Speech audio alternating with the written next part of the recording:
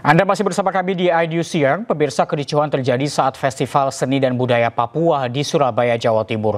Sekelompok orang yang mengaku mahasiswa Papua membubarkan acara karena tak dilibatkan dalam penyelenggaraan. Suasana pesta menjadi mencekam.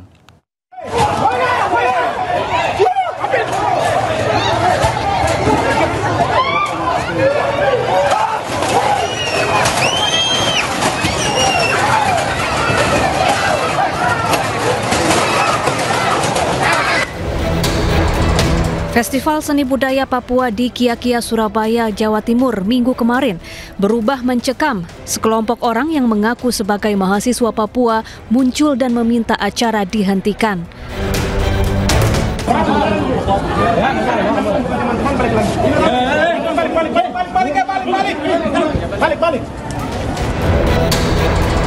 Kelompok ini mulai bertindak anarkis dengan merusak bangku penonton. Kericuhan membuat para pengunjung panik dan histeris.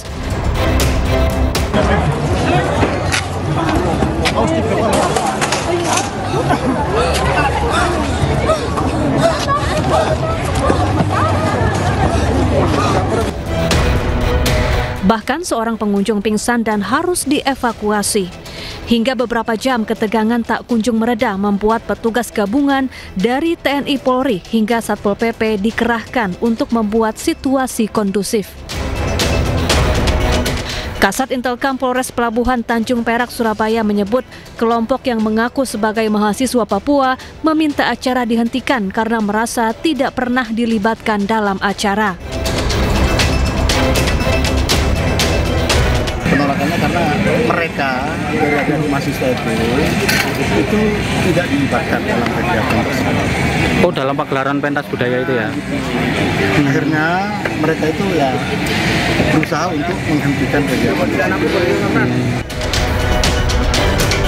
Acara yang digelar oleh Perkumpulan Alumni Papua Jawa Timur ini menghadirkan musisi Papua hingga atlet nasional, termasuk perwakilan Pemkot Surabaya. Karena ketegangan berlangsung hingga larut malam, acara pun akhirnya dibubarkan. Dari Surabaya, Jawa Timur, Nur Syafei, iNews melaporkan.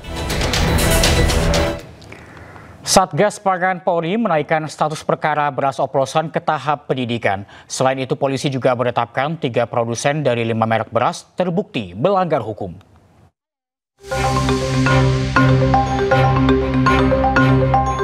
Satgas Pangan Polri telah melakukan penyelidikan terhadap 212 merek beras yang diproduksi oleh 52 perusahaan beras premium dan 15 perusahaan beras medium. Dari proses tersebut, Polri mengklaim menemukan 5 merek beras premium, yaitu Sania, Sentra Ramos Biru, Sentra Ramos Merah, Sentra Pulen, dan Jelita tidak sesuai mutu di kemasan. Kelima merek tersebut diproduksi oleh 3 produsen, yaitu PTFS, PIM, dan SY. Nama-nama ini berpotensi bertambah karena proses penelitian di laboratorium masih dilakukan. Berdasarkan temuan tersebut, polisi menaikkan status perkara ke status penyidikan. Polisi juga telah memeriksa dan menggeledah kantor gudang ketiga produsen tersebut. Penyidik mendapatkan fakta bahwa modus operandi yang dilakukan oleh para pelaku usaha yaitu melakukan produksi beras premium dengan merek yang tidak sesuai standar mutu yang tertera pada label kemasan yang terpampang di kemasan tersebut, menggunakan mesin produksi baik modern maupun tradisional. Dalam proses penyidikan, berbagai langkah telah dilakukan termasuk pengambilan sampel dan penyitaan barang bukti beras sebanyak 201 ton beras berbagai merek. Dari Jakarta, Stephen Patinama, Yudi Richard, iNews melaporkan. Polda Riau menggerebek distributor pengoplos beras di Pekanbaru. Dalam penggerebekan itu, petugas menemukan 9 ton beras oplosan siap edar serta mengamankan seorang pengoplos. Modus pelaku membeli beras dengan kualitas rendah kemudian dikemas dalam jenis premium.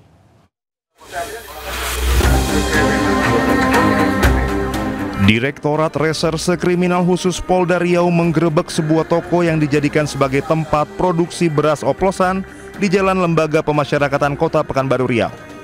Seorang pelaku yang merupakan distributor berinisial L diamankan polisi. Total 9 ton beras oplosan berbagai merek beras premium disita polisi. Modus pelaku yakni membeli beras kualitas rendah, kemudian diganti dengan kemasan premium serta kemasan SPHP. Beras oplosan jenis SPHP dijual seharga Rp13.000 per kilogram, padahal pelaku membeli beras kualitas rendah dengan harga Rp6 hingga Rp8.000 per kilogram. Yang diambil ada beras reject, kemudian dikemas dalam karung beras SPHP ini Bulog. Dikemas dalam beras SPHP Bulog yang ukurannya 5 kg, kemudian dijual dengan harga Rp13.000.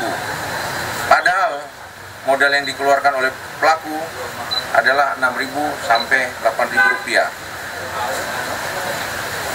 Modus yang kedua adalah repacking beras kualitas rendah. Jadi ada repacking beras yang kualitasnya rendah yang diperoleh dari salah satu kabupaten di sini, kemudian dipack dalam kemasan beras premium. Pelaku sudah 2 tahun beroperasi mengoplos beras kualitas rendah tersebut. Beras tersebut dijual secara ecer ke toko-toko beras yang ada di Pekanbaru. Dari Pekanbaru Riau, Indra Yoserizal, iNews melaporkan. Aksi pencurian kabel lampu jalan nekat dilakukan siang hari di Koja, Jakarta Utara. Akibat pencurian ini, Jalan Raya Koja menuju Pelabuhan Tanjung Priuk menjadi gelap.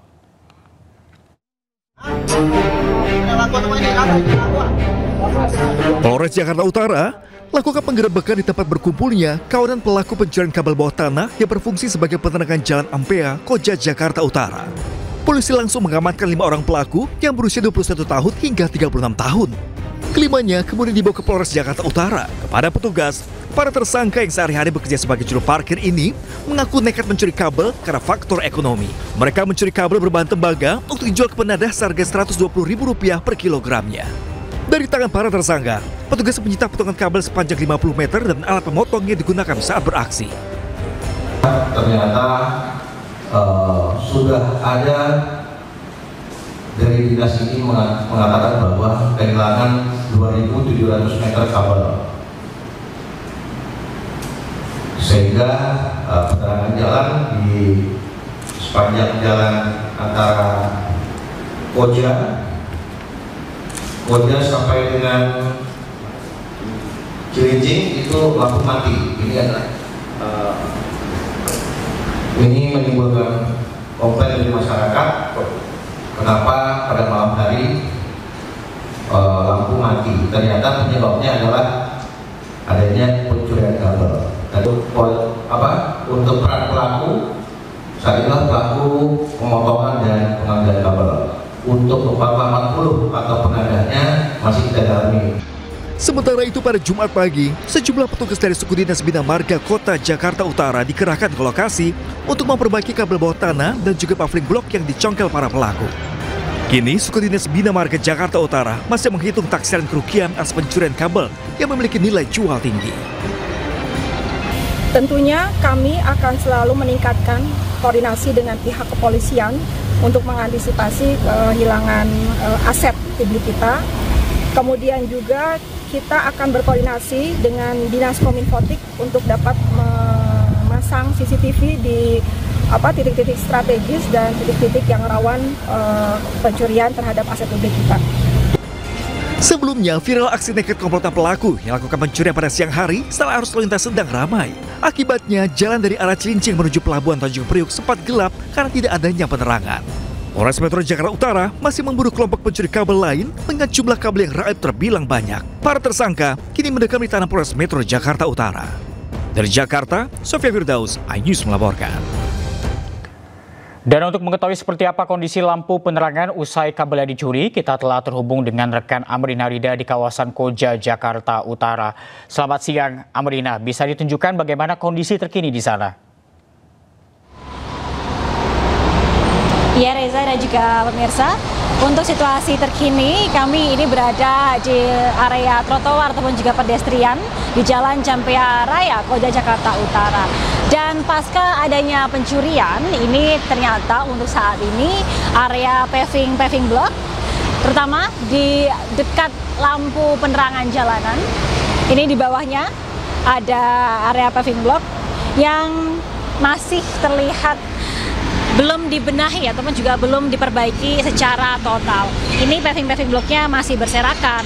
Lalu juga di area bawah ini terlihat cukup berantakan dan juga belum dibenahi secara menyeluruh oleh petugas. Meskipun sebenarnya informasi yang kami dapatkan, Reza dan juga pemirsa, dari pihak petugas ini sudah dikerahkan untuk memperbaiki area jalanan. Namun nampaknya masih sebagian juga belum diperbaiki secara total. Tidak hanya itu, untuk area paving block yang juga masih belum diperbaiki, ini juga di area yang lain. Salah satunya di area ini yang juga masih terlihat ada ini adalah bekas-bekas kabel yang nampak dipotong begitu ya. Lalu juga memang terlihat kalau dari sini kabelnya berada di dalam tanah, sehingga dari pencuri ataupun juga pelaku ketika melakukan aksinya, mereka memang membongkar paving block ini terlebih dahulu untuk mengambil kabel yang lokasinya ataupun letaknya ada di bawah tanah. Namun memang sayang sekali hingga kini untuk paving block ini masih berserakan dan juga belum dibenahi secara menyeluruh. Bahkan tidak hanya di area pedestrian ataupun juga trotoar saja, untuk paving block ini pun juga berserakan di area jalanan. Sehingga ini cukup membahayakan karena tadi kami melihat jalanan ini ataupun juga melihat bahwa untuk kendaraan yang lewat ini kadangkala memang mepet sekali dengan area trotoar, sehingga untuk adanya paving block yang berserakan di area jalan ini tentunya cukup berisiko bagi pengendara karena dapat ditakutkan berbahaya dan juga menimbulkan insiden-insiden yang tidak diinginkan begitu. Reza dan juga pemirsa, memang kalau informasi kami dapatkan di area ini untuk paving block yang dibongkar ataupun juga dicongkel oleh pelaku ini panjangnya antara 200 hingga 300 meter. Namun secara keseluruhan data dari Polres Metro Jakarta Utara ini menyebutkan bahwa untuk kabel yang dicuri di area Koja dalam beberapa bulan terakhir ini panjangnya secara akumulatif mencapai 2.700 meter atau mencapai 2,7 km. Ini sangat panjang dan tentunya pencurian kabel ini berbahaya karena dapat mengakibatkan lampu-lampu penerangan jalan ini mati dan juga gelap gulita ketika di malam hari, sehingga mengganggu dan juga tidak dapat menerangi pengguna jalan terutama pengendara-kendaraan bermotor begitu. Meskipun hingga saat ini dari pelaku secara terbaru ini ada 7 pelaku yang telah diringkus ataupun juga diamankan oleh pihak Polres Metro Jakarta Utara. Namun tentunya diharapkan agar nantinya pihak pemerintah Provinsi DKI ataupun juga pemerintah daerah Kota Jakarta Utara dapat melakukan tindak lanjut seperti misalnya memasang CCTV ataupun juga memberikan petugas untuk berpatroli di area ini karena rawan sekali adanya pencurian dan juga perusakan fasilitas umum, agar nantinya masyarakat ini bisa lebih aman lagi ketika melakukan kegiatan di area jalan terutama di malam hari, yang mana memang ketika di malam hari di area ini cukup rawan begitu ya, karena penerangan yang minim dan juga terlebih lagi kendaraan yang lewat di sini adalah kendaraan-kendaraan besar. Kita akan lihat nanti ke depan, Reza dan juga pemirsa, bagaimana tindak lanjut dari suku dinas terkait, lalu juga pemerintah daerah Kota Jakarta Utara dan juga pemerintah Provinsi DKI Jakarta. Tentunya harapan kita adalah agar fasilitas ini bisa dijaga dan juga dapat bermanfaat dengan baik bagi masyarakat umum. Sementara demikian, kembali ke Anda, Reza. Baik, terima kasih atas informasinya Abrina Rida, melaporkan langsung dari kawasan Koja, Jakarta Utara. Selamat siang, selamat bertugas kembali. Dan pemirsa, Gubernur Jakarta Pramono Anung meresmikan rute baru Transjakarta Koridor 1W Blok M Ancol. Rute itu sepenuhnya akan menggunakan bus listrik agar lebih ramah lingkungan.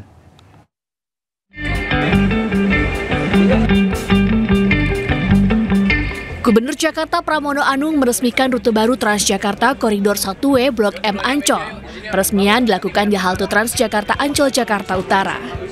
Menurut Pramono, di rute ini ada 13 unit bus listrik dengan panjang lintasan 48,7 km dan melewati 11 halte. Waktu tempuh Blok M Ancol selama 60 menit. Sementara jarak tunggu antar bus atau headway selama 5 menit pada jam sibuk dan 10 menit pada jam normal. Menurut Pramono, rute Blok M Ancol ini sepenuhnya akan menggunakan bus listrik. Hal ini sebagai langkah nyata pemerintah untuk menurunkan emisi karbon dan polusi udara di Jakarta. Blok M Ancol ini 13 unit tadi, PP kurang lebih waktu yang dibutuhkan sebenarnya PP ya adalah 120 menit, artinya 1 jam setiap trayek. Dan ya mungkin di kemacetan kalau lagi trafiknya padat maka pasti akan ada kenaikan.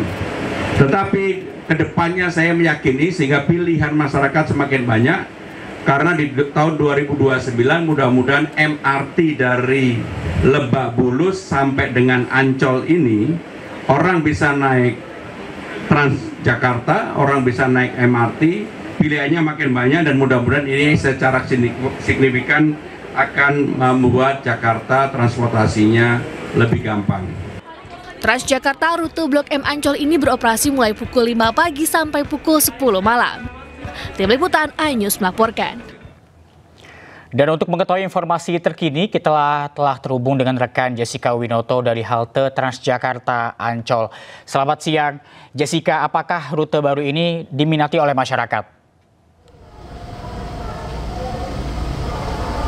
Ya, selamat siang Reza dan juga pemirsa. Nampaknya karena memang masih kurangnya informasi dari rute baru yang baru saja diresmikan oleh Gubernur DKI Jakarta, yaitu Pramono Anung di hari Sabtu yang lalu, tepatnya di tanggal 26 Juli 2025. Karena memang situasinya hari ini sangat sepi dan memang kendala lainnya adalah hari ini adalah hari bekerja, yaitu hari Senin. Yang mana informasinya tadi kami sedikit berbincang dengan petugas Transjakarta yang ada di halte Ancol ini, bahwa situasi ini memang sangat normal karena memang jauh lebih ramai di akhir pekan. Lalu Reza dan juga pemirsa, kami juga tadi sudah mencoba secara langsung bus Transjakarta dengan rute yang baru, yaitu dari Blok M menuju Ancol, dan tadi pun kami menghitung bahwa durasi perjalanan kami ada 50 menit hingga 60 menit lamanya, karena memang untuk jarak tempuh dari Blok M menuju Ancol ini adalah 48,7 km.